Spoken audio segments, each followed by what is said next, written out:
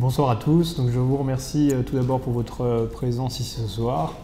Donc, on va, autour de cette conférence, analyser en gros 10 questions qui sont assez fréquemment posées dans le cadre d'un achat immobilier et qui sont importantes. Et ces 10 questions vont vous permettre d'éviter parfois de vous retrouver face à des problèmes de financement, face à des problèmes par rapport à un cadre juridique pour votre acquisition qui ne serait pas adapté par rapport à votre situation personnelle. Donc, c'est la raison pour laquelle on envisage de vous parler de ces 10 questions que nous allons voir maintenant. Donc, je vais tenter de... Oui, c'est bon. Donc, on a une dizaine de questions qu'on vous a préparées. On va essayer d'aller assez vite. Il faudrait aller... Pardon ? Plus fort. Pardon. Ah, je ne sais pas si en régie c'est possible de mettre encore le volume plus fort, mais... Alors donc, première question, puis-je financièrement acheter? Une question assez importante quand même de départ. Deuxième question, comment acheter en étant marié? Comment acheter en étant pacsé? Comment acheter en étant concubin? Donc là on a les 3 possibilités. Quels sont les délais relatifs au prêt? Quelle similitude entre promesse et compromis de vente? C'est des questions aussi qui reviennent souvent. Quelle différence entre promesse et compromis de vente? Quand la vente intervient-elle? Quel document le notaire remet-il à l'acquéreur? Et enfin, à quel moment l'acquéreur est-il propriétaire? Voilà sur le parcours de ces différentes questions.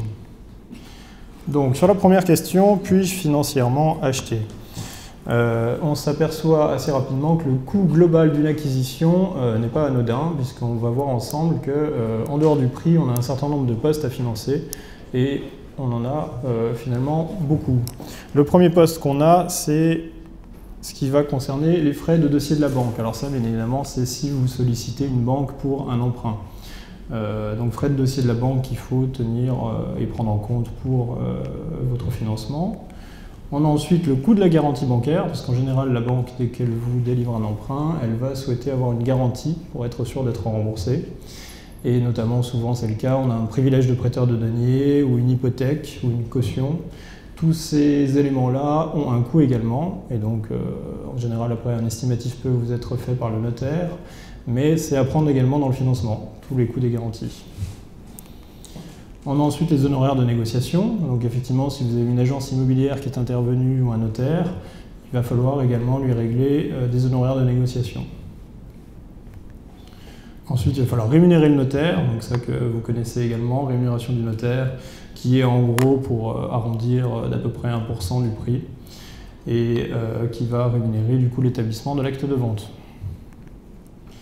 Nous avons ensuite les droits d'enregistrement et autres taxes. Donc c'est un peu ce qu'on appelle en général de manière assez globale frais de notaire, mais ça englobe effectivement tous les droits, enregistrement, autres taxes, rémunération du notaire.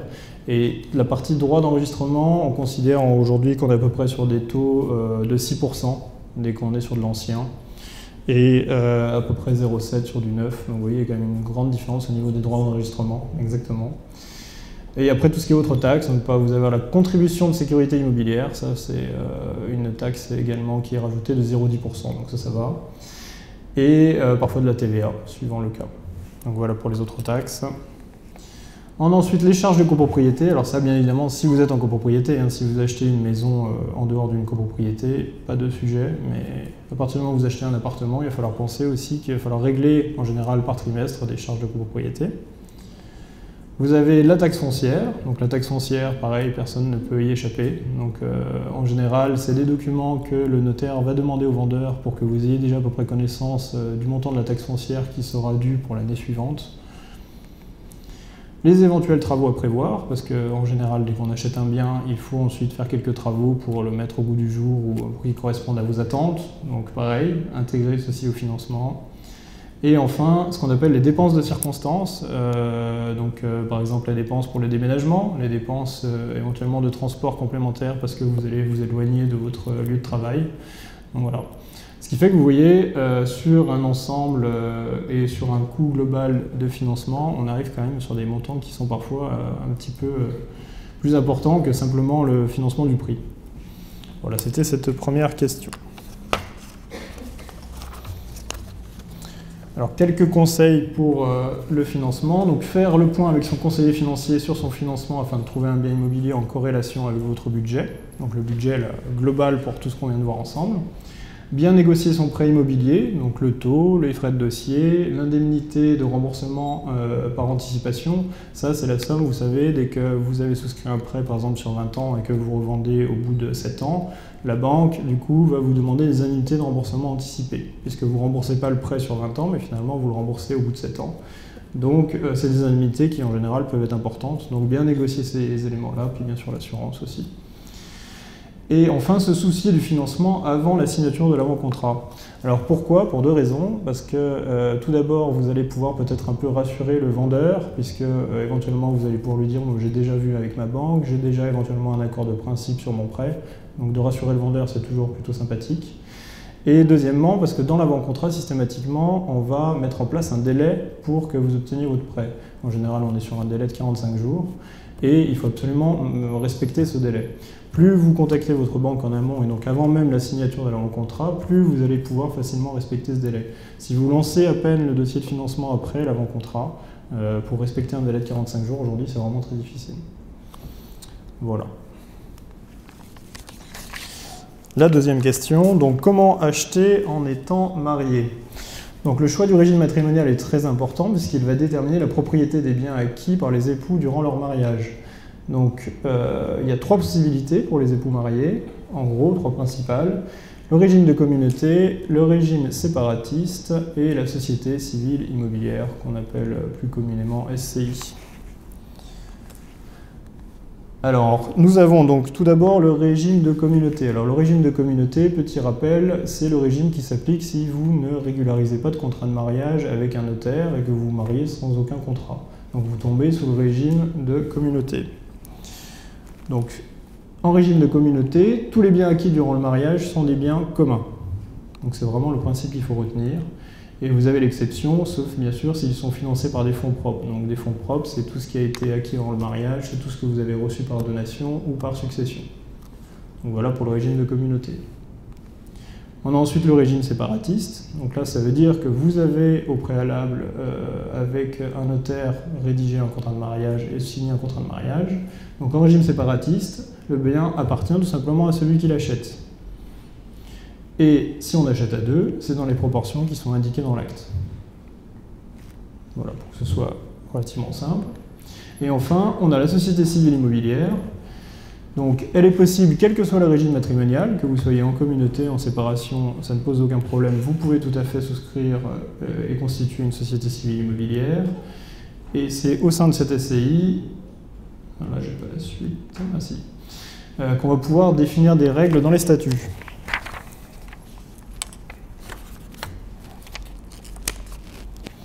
Alors l'énorme avantage par rapport à la SCI, c'est que vous allez pouvoir vous soustraire du régime qui vous est applicable et soumettre les biens acquis à la SCI aux règles que vous aurez définies dans les statuts. Donc on va prendre un exemple pour que ce soit un peu plus concret. Donc pour des époux qui sont mariés sous le régime de la communauté et qui constituent une SCI, donc en principe, les biens communs sont soumis à la cogestion des époux.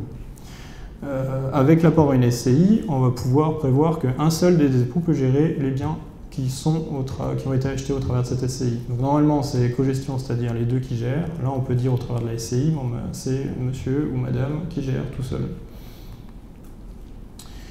Chaque époux, donc ça a quelques précisions importantes par contre, dès qu'on est sur un régime de communauté. Chaque époux peut apporter des biens communs à la société, mais en revanche l'autre époux doit être informé, sous peine de nullité de cet apport. Et sur un logement de la famille, donc c'est vraiment le logement où habitent les deux, la simple information ne suffit pas, il faut un accord express du conjoint pour la validité de l'apport. Donc voilà, ça c'est quand même quelques précisions importantes à noter. Alors si on passe maintenant à la situation de deux personnes qui sont pacsées. Donc pour les personnes ayant conclu un PACS, on a également trois options. Le régime de séparation de biens, le régime d'indivision spécifique au PACS, et la constitution d'une SCI. Alors, tout d'abord, pour commencer avec le régime séparatiste, donc on va retrouver un peu la même situation que pour les époux mariés en séparation de biens. Le bien appartient à celui qui l'achète, et si on est en présence d'un achat à deux, c'est une acquisition dans les proportions qui vont être indiquées dans l'acte. Alors comment on calcule ces proportions? En général, on va le faire avec le notaire, et par rapport à un clou global d'acquisition, on va voir ce que chacun apporte en fonds propres, éventuellement à quelle proportion chacun va rembourser l'emprunt, et avec ces éléments-là, on va pouvoir déterminer une quote-part d'acquisition de chacun. Donc 30, 70, 50, 50 si on est vraiment sur une égalité, 40, 60. On est absolument libre par rapport à ça. Il faut simplement que ça corresponde au financement de chacun. Le régime d'indivision. Donc là, on est un peu comme dans le système de la communauté. Tous les biens acquis sont des biens communs à part égale, donc moitié-moitié. Et bien évidemment, dans cette hypothèse-là, on n'a pas de recours si éventuellement il y en a un qui a fait une participation financière qui est plus importante que l'autre, donc qui dépasse la moitié. Donc c'est l'inconvénient. Et enfin, on a notre SCI. Elle est également possible pour les partenaires pacsés. Et à nouveau, il suffit à ce moment-là de prévoir des règles dans les statuts pour pouvoir aménager la gestion du bien. Si on reprend à nouveau un exemple, donc là c'est des partenaires pacsés qui optent pour une acquisition au travers d'une société civile immobilière. Donc les statuts peuvent prévoir d'adopter les règles de gestion des biens à leurs besoins. Donc là je vous ai mis quelques exemples. On peut par exemple désigner l'un des deux comme gérant et délimiter précisément ses pouvoirs, c'est-à-dire que c'est lui qui va gérer les biens, répartir la propriété des parts sociales, donc pas forcément 50-50, mais justement 40-60 ou 30-70, et même établir des règles spécifiques en matière d'admission de nouveaux associés, donc par exemple en cas de décès de l'un d'eux. Si on a un des deux qui décède, pour l'entrée de nouvelles personnes dans la société, donc éventuellement les héritiers, on peut prévoir des règles d'agrément, c'est-à-dire que l'autre doit être absolument d'accord pour que les nouveaux titulaires rentrent dans la société. Et la dernière hypothèse, comment acheter en étant concubin? Donc les concubins sont soumis automatiquement au régime de l'indivision, là il n'y a pas de possibilité d'option. Et on va voir que pour eux, c'est peut-être encore la meilleure situation, au niveau d'un intérêt civil et fiscal, vraiment les avantages de la SCI sont beaucoup plus importants. On va le voir tout de suite. Donc on revient là-dessus, donc régime d'indivision. Et qui dit régime d'indivision dit un grand principe qui en découle, c'est le principe d'unanimité. Toutes les décisions doivent être prises à l'unanimité. Donc vous voyez, c'est quand même un régime assez strict. Et on a quelques exceptions, donc je ne vais pas vous ennuyer avec ça, mais vous avez parfois des règles qui peuvent être prises à la majorité des 2/3, mais je ne rentre pas dans les détails. Ce qu'il faut vraiment voir, c'est le principe d'unanimité à partir du moment où vous êtes en indivision. Et la société civile immobilière qui va avoir du coup un intérêt civil, donc celui qu'on a vu pour toutes les autres, c'est-à-dire de pouvoir gérer en fonction de ce qu'on a mis dans les statuts, et un intérêt fiscal, donc ça c'est le démembrement croisé des parts. Donc ça c'est assez technique, donc je vais essayer de vous faire ça de manière très brève, parce que effectivement il fallait que j'évoque ce sujet, donc on va le faire mais de manière assez synthétique.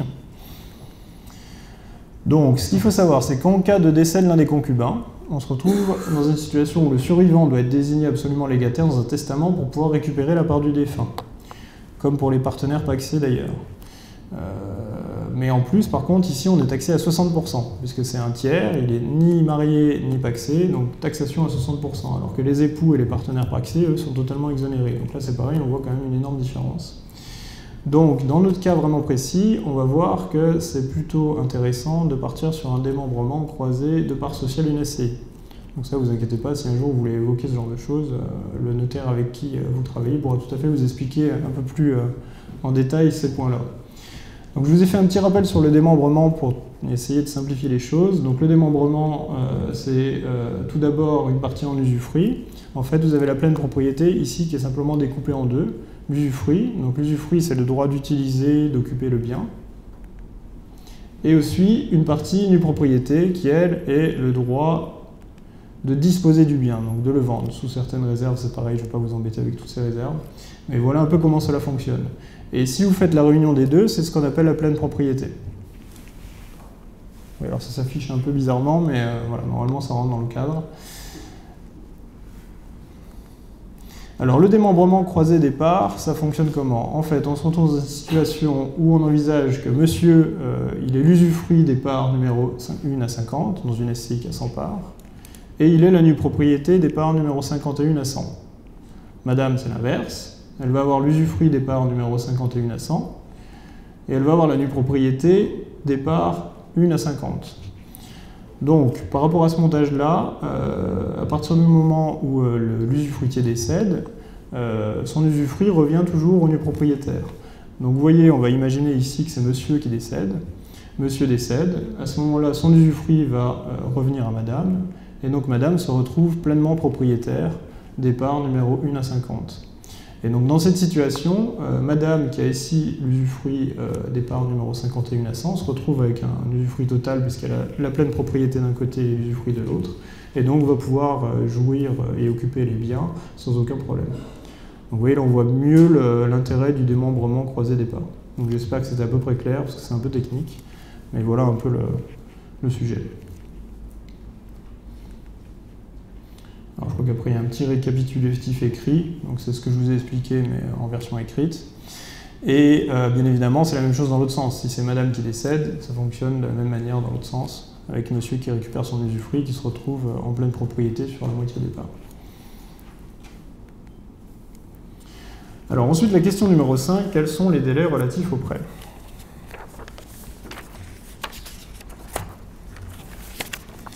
Alors la première étape, c'est bien évidemment la signature d'une demande de prêt.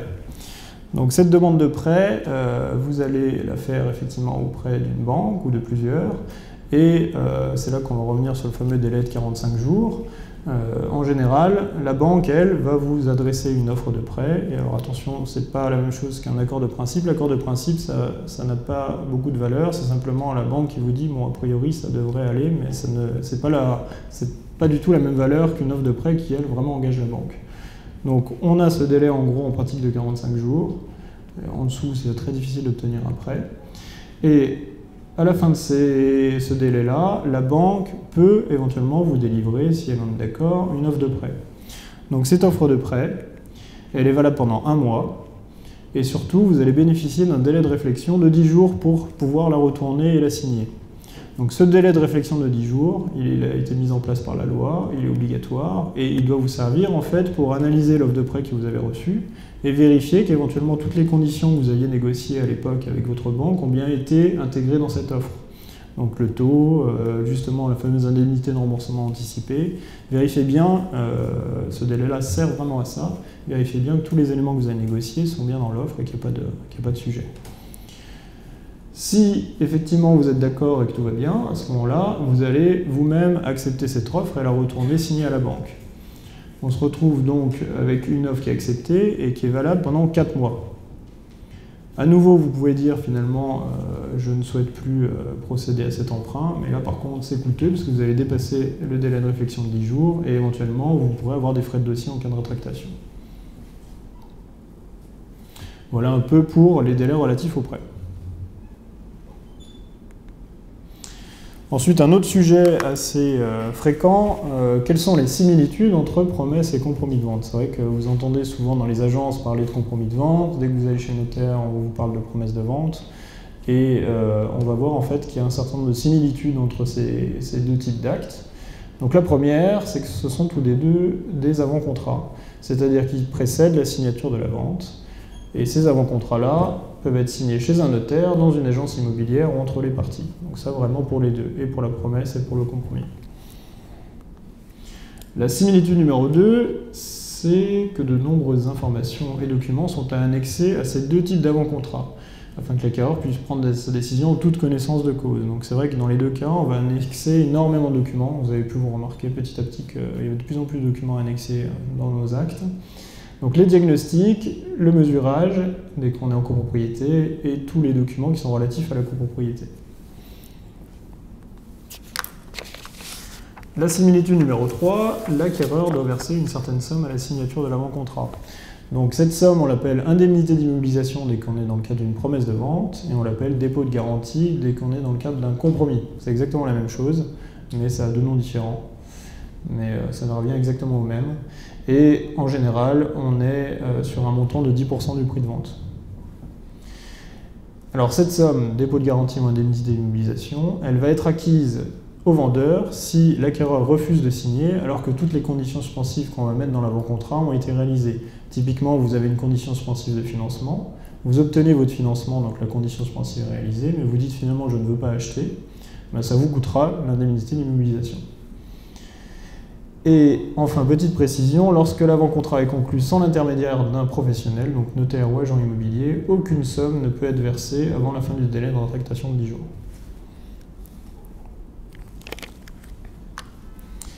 On a la similitude ensuite numéro 4, donc ça c'est le délai de rétractation dont vous avez dû certainement entendre parler avec cette question, l'acquéreur peut-il changer d'avis après avoir signé une promesse de vente ou un compromis de vente? Donc le système français a mis en place effectivement un délai de rétractation et effectivement l'acquéreur non professionnel qui achète un bien à usage d'habitation bénéficie d'un délai de rétractation de 10 jours avant de s'engager définitivement. Donc vous remarquerez qu'il y a deux conditions, il faut que ce soit un acquéreur qui est non professionnel. Et la deuxième condition, il faut que ce soit un bien à usage d'habitation. Dans ce cas-là, vous allez pouvoir bénéficier d'un délai de rétractation de 10 jours.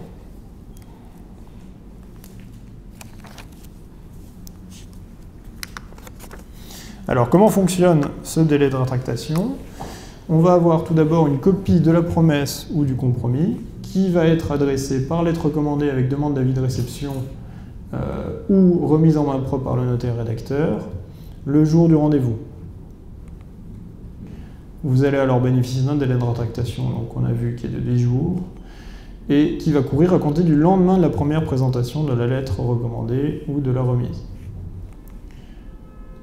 Dans ces 10 jours-là, si vous souhaitez user de votre faculté de rétractation, vous pouvez le faire bien évidemment, et vous devez le faire par l'envoi d'une lettre recommandée également, mais en revanche, pas de motif à donner. Donc vous souhaitez vous rétracter, point. Vous n'avez pas à dire c'est parce que pour telle raison, c'est je souhaite me rétracter et je n'ai pas besoin d'évoquer un motif. Et dans ce cas, toutes les sommes qui ont été versées doivent vous être restituées dans les 21 jours. Tout ça c'est la loi, donc pas de possibilité d'y déroger. Voilà le fonctionnement du délai de rétractation. Sur les conditions suspensives maintenant, donc ça c'est la 5e similitude entre promesse et compromis. L'acquéreur va pouvoir renoncer à son achat si l'une des conditions suspensives qui avait été prévue à l'avant-contrat n'a pas été levée dans le délai prévu. Et dans ces cas-là, bien évidemment, l'indemnité d'immobilisation ou le dépôt de garantie doit lui être restitué. Vous n'avez pas eu votre prêt à ce moment-là, et dans le délai, à ce moment-là, vous pouvez renoncer à l'opération et cela ne vous coûte pas l'indemnité ou le dépôt de garantie. Donc petit rappel sur les conditions suspensives, donc vous en avez toujours dans les avant-contrats. Donc qu'est-ce qu'une condition suspensive? Donc c'est une condition qui, tant qu'elle n'est pas accomplie, suspend la vente. Et par contre, il doit s'agir d'un événement futur et incertain ne dépendant pas de la volonté des parties. Donc par exemple, assez classiquement, l'obtention d'un financement, c'est futur, incertain et ça ne dépend pas de votre propre volonté uniquement. Et le non-exercice du droit de préemption par la mairie, ça c'est pareil, ça ne dépend pas de vous. Donc c'est des conditions suspensives qu'on voit tout à fait régulièrement. Si on fait un petit récapitulatif des 5 similitudes, comme on en a vu un certain nombre, vous avez donc la première, ce sont tous les deux des avant-contrats. La deuxième, il y a de nombreuses annexes dans les deux. Il y a une indemnité d'immobilisation ou un dépôt de garantie qui est versé. Un délai de rétractation de 10 jours. Et les conditions suspensives. Voilà toutes les similitudes qu'on a entre promesse et compromis de vente.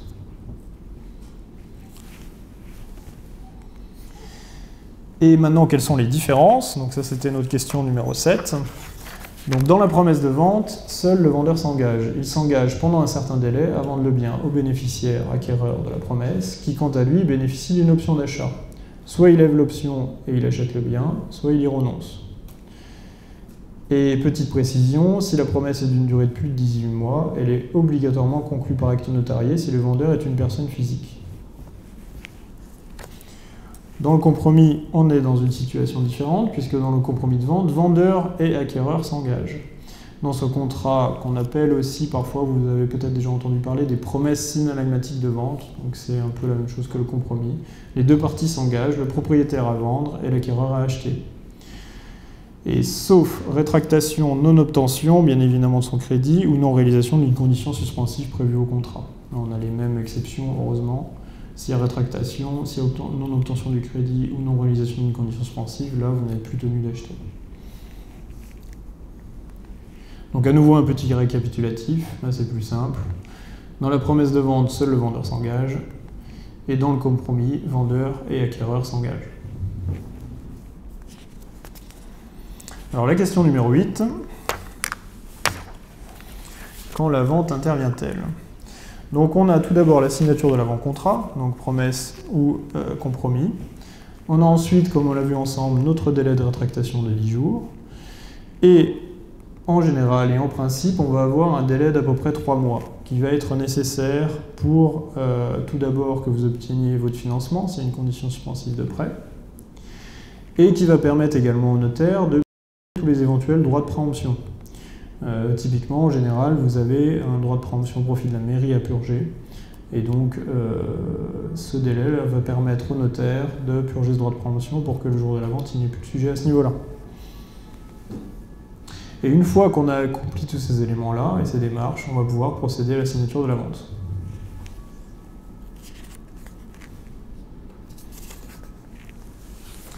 La question numéro 9. Quel document le notaire remet-il à l'acquéreur? Alors on a deux types de documents. On a les diagnostics, de plus en plus nombreux, et les documents relatifs à la copropriété, pareil, de plus en plus nombreux. Donc pour faire rapidement, au niveau des diagnostics, donc on a un texte effectivement qui nous dit qu'il y a un dossier de diagnostic technique qui doit être produit par le vendeur et qui est annexé à la promesse de vente dès qu'on vend un immeuble bâti. Ce dossier comprend donc divers diagnostics et qui vont varier en fonction de la localisation, de la date de construction du bien et même parfois des travaux qui ont été réalisés dans les biens. Alors sur les diagnostics, donc on va pouvoir lancer le marathon, vous en avez 9 aujourd'hui. Donc vous avez le diagnostic amiante, vous avez le diagnostic plomb. Alors chacun ayant des conditions d'application, mais je ne vais pas vous embêter du tout avec ça ce soir. Vous avez le diagnostic thermite, les diagnostics relatifs au gaz et à l'électricité, le diagnostic de performance énergétique, l'état des risques et pollutions. Donc celui-là, il a changé de nom 3 fois récemment, mais maintenant il s'appelle comme ça. Avant, c'était l'état des risques naturels et technologiques. Maintenant, tout dernièrement, c'est l'état des risques et pollutions. Vous avez les mérules. Alors les mérules, c'est un champignon qui se répand et qui est assez néfaste. Donc aujourd'hui, à partir du moment où vous êtes en zone mérule, il faut produire un diagnostic mérule. Vous avez aussi le radon, dorénavant. Le radon qui est un gaz, pareil, qui peut être très nocif. Donc dès que vous êtes en zone particulièrement dangereuse au niveau radon, il faut produire un diagnostic. Et vous avez le diagnostic relatif à l'assainissement non collectif. Donc vous voyez qu'on peut se retrouver quand même avec pas mal de diagnostics si on est dans tous les cas. Et comme ce n'est pas suffisant en général, à partir du moment où vous êtes en copropriété, il faudra en plus produire un certificat CARES pour mesurer la surface CARES de l'appartement. Donc voilà pour les diagnostics. Alors la CARES n'est pas forcément un diagnostic, mais je vous l'ai mis là plus pour faire un récapitulatif des pièces. Voilà pour les diagnostics.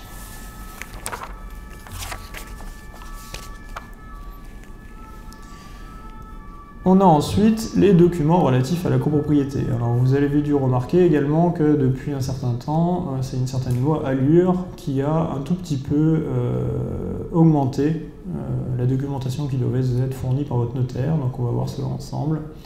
Donc on a deux types de documents, les documents concernant l'organisation de l'immeuble et les informations concernant la situation financière de la copropriété et du copropriétaire vendeur.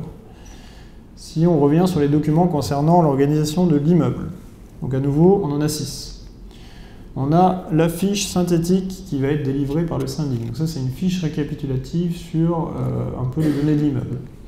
On a ce qu'on appelle l'état descriptif de division et règlement de copropriété. On a tous les modificatifs à l'état descriptif de division et règlement de copropriété qui ont été publiés. Et là, ça devient sympathique parce que c'est tous les modificatifs, même ceux éventuellement qui ne concernent pas votre lot que vous achetez. Donc on va vous noyer sous, typiquement parfois on a 20, 30, 40 modificatifs, on va devoir vous fournir les 40 modificatifs, alors qu'il n'y en a qu'un qui concerne votre lot. Mais c'est comme ça, c'est la loi. On a ensuite les procès-verbaux d'assemblée générale des 3 dernières années. Donc c'est pareil, ça fait un petit peu de documentation, parce qu'on ne dit pas les 3 derniers, mais ceux des 3 dernières années. Donc si parfois vous avez plusieurs AG sur une année, ça commence à faire un peu de documentation. Le carnet d'entretien de l'immeuble, ça c'est un peu le carnet de santé de l'immeuble, ça va permettre de voir un peu quels ont été les travaux qui ont été effectués dans l'immeuble.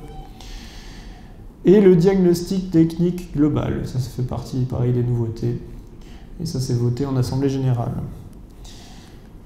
Donc, petite précision, tous ces documents ne sont pas exigés lorsque l'acquéreur, heureusement, est déjà copropriétaire dans l'immeuble. Si vous avez déjà un appartement dans l'immeuble, c'est pas la peine qu'on vous inonde de ces informations, puisque par définition, vous les avez déjà. je ne sais pas si ça... Oui, ça se voit à peu près. Seuls les documents en cadre foncé sont exigés en cas de vente d'un lot annexe. Si vous vendez si c'est l'acquisition d'un parking, d'une cave, d'un débarras, heureusement, on ne va pas vous noyer trop d'informations, c'est que les cadres foncés qui vous devront vous être fournis. Et ensuite, informations concernant la situation financière de la copropriété et du vendeur. Donc là, à nouveau, on en a 7. Donc, tout d'abord, le montant des charges courantes, donc tout ce qui est eau, électricité, au titre des 2 derniers exercices comptables précédant la vente. Pareil pour les travaux, sur les 2 derniers exercices comptables qui précèdent la vente. Ensuite, on a le montant du fonds de travaux, que vous avez peut-être dû déjà découvrir dans vos copropriétés. Donc là, pareil, obligation de mentionner le montant du fonds de travaux. Ensuite, on doit préciser les sommes qui sont dues par le vendeur au syndicat des copropriétaires. Donc éventuellement s'il a des charges en retard, s'il a des travaux en retard, donc toutes ces sommes-là. Les sommes qui sont dues par l'acquéreur au syndicat des copropriétaires, donc ça ce sera dans le cadre de la vente bien sûr. Parfois vous avez un fonds de roulement qui doit être versé par l'acquéreur, donc c'est là qu'on le retrouvera. L'état global des impayés de charges, donc ça c'est si éventuellement vous avez des copropriétaires qui ne payent pas leurs charges dans la copropriété, on doit vous informer du montant total des impayés. Et enfin, la dette du syndicat vis-à-vis des fournisseurs. Vous avez des fournisseurs pour l'immeuble. À nouveau, il faut qu'on connaisse le montant de la dette. Donc toutes ces informations-là vont vous être délivrées à chaque fois que vous achetez un bien immobilier en copropriété.